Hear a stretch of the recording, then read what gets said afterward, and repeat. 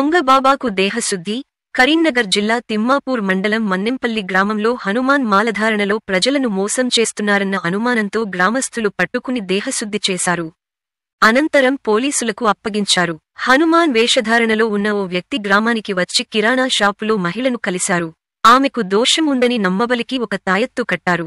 ఆమె మైకంలోకి జారుకున్న తర్వాత కొంత నగదును ఫోన్పే కొట్టించుకుని పరారయ్యాడు.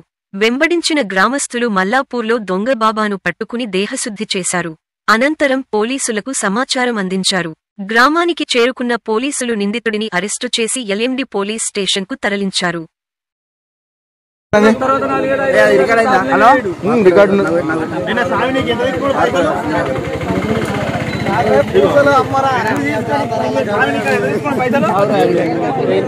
₹1000 ఇచ్చినాడు. ఆ సామి చెప్తాను.